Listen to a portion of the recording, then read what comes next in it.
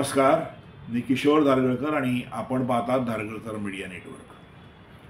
मित्रांनो, मोदी विरोधकांचा एक अजेंडा आहे की देशामध्ये कुठेही काही घडलं तर त्याची जबाबदारी मोदींवर टाकायची आणि म्हणायचं मोदी हिटलर आहे.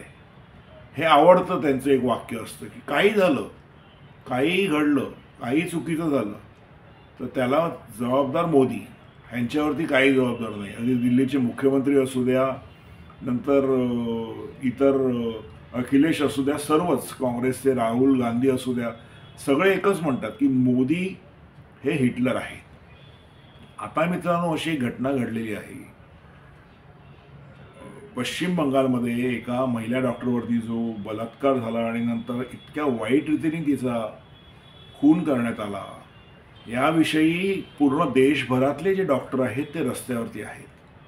आणि त्याचवेळी जी लोक समाज माध्यमावरती ह्या घटनेविषयी लिहित आहेत किंवा विरोधी लिहित आहेत, त्या लोकांना पश्चिम बंगालच्या किंवा कोलकाता पोलीसच्या कडनं नोटिसा यायला सुरुवात झालेली आहे. पण हिटलर मात्र मोदी आहे. ममता बॅनर्जी हिटलर नाही आहेत. आणि मला वाटते महाराष्ट्रामध्ये सुद्धा सुप्रसिद्ध लेखिका आहेत शेफाली वैद्य, त्यांनाही अशा तऱ्हेची नोटीस आलेलं मी फेसबुकवरती पाहिलं.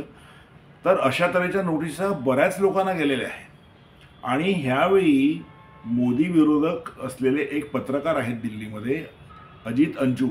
हे अजित अंजुम म्हणजे टोकाची भूमिका घेणारे ना पत्रकार आहेत मोदींच्या विरोधात. कुठेही काही घडलं की हे तिथे आपला कॅमेरा घेऊन जातात आणि ती घटना कशी मोदींमुळे घडली हे दाखवत असतात. अगदी टोकाचा मोदी विरोधक आहे हा पत्रकार.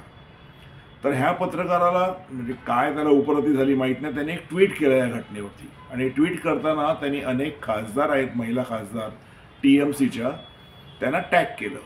तर त्याच्यापैकी सर्वात बदनाम खासदार आहेत त्या महुआ मोइत्रा.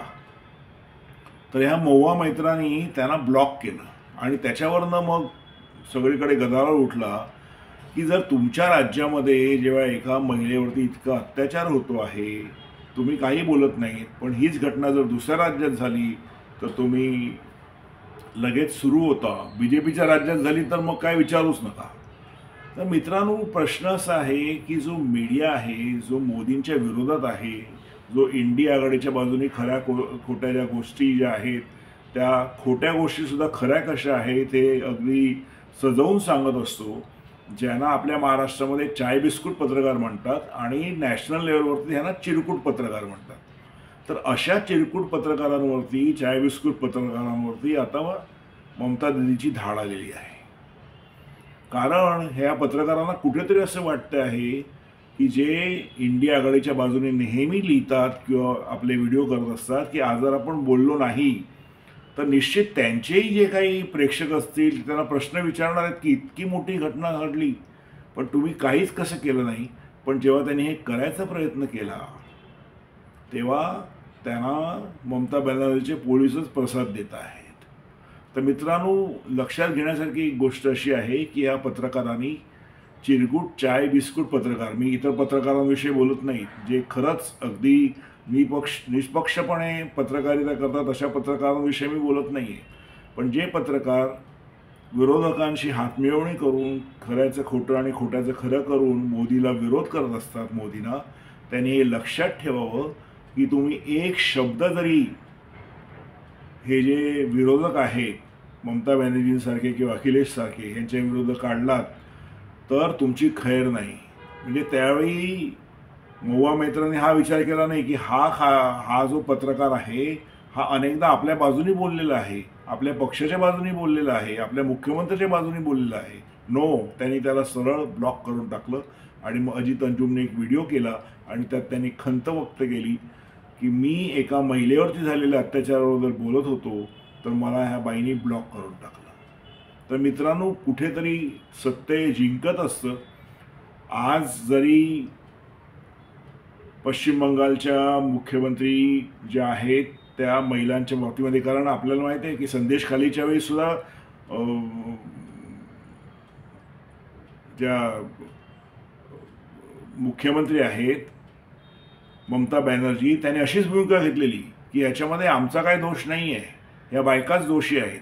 आता सुद्धा ममता बॅनर्जी रस्त्यावर उतरल्या आहेत जेव्हा त्यांना कळलेलं आहे की ही घटना फार मोठी झालेली आहे आणि असंतोष अख्ख्या देशाच्या पातळीवरती आहे, तेव्हा त्या काय म्हणतायत की राम और वाम ह्या लोकांनी ही घटना घडवून आणली. म्हणजे हिंदुत्ववादी आणि कम्युनिस्ट, म्हणजे किती निलाजरेपणा आहे बघा तुम्ही.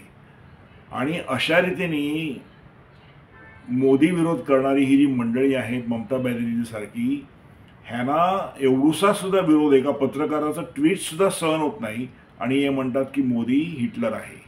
याच्यातनं आपण बोध घ्यायचा आहे आणि लक्षात ठेवायचं आहे की ही मंडळी लोकशाही किंवा संविधान याच्याविषयी किती प्रेम दाखवत असली तरी ह्यांचं जे प्रेम आहे लोकशाही किंवा संविधानाविषयी हे पुतना मावशीचं प्रेम आहे आणि ह्यांच्याकडनं कधीच सामान्य माणसांना न्याय मिळणार नाही. आता जी घटना घडलेली आहे त्या बाबतीमध्येही CBIची जी काय आहे ती तपासणी सुरू झालेली आहे, तपास सुरू झालेला आहे आणि आपण अशी अपेक्षा करूया की त्या महिलेला जिचा मृत्यू झालेला आहे, जिच्यावरती अगदी वाईट रीतीने बलात्कार करण्यात आलेला आहे, इतकं प्रशासन ह्या ममता बॅनर्जीचं नालायक आहे की त्यांनी तिच्या वडिलांना त्या मुलीचं अंत्यदर्शनसुद्धा 3 तास घेऊन दिलं नव्हतं, म्हणजे मृतदेह दिला नव्हता, बघायला सुद्धा दिला नव्हता. आणि हे लोक मोदींना हिटलर म्हणतात. तर तुम्ही विचार करायचा आहे की हिटलर नेमका कोण आहे, मोदी आहे की ममता बॅनर्जी आहे. मित्रांनो, मला असं वाटतं की आपण आपल्या भावना ज्या आहेत त्या कमेंट्समधनं जरूर व्यक्त कराल आणि हा व्हिडिओ जास्तीत जास्त शेअर कराल, म्हणजे लोकांना कळेल की नेमका हिटलर कोण आहे. आता इथेच थांबतो.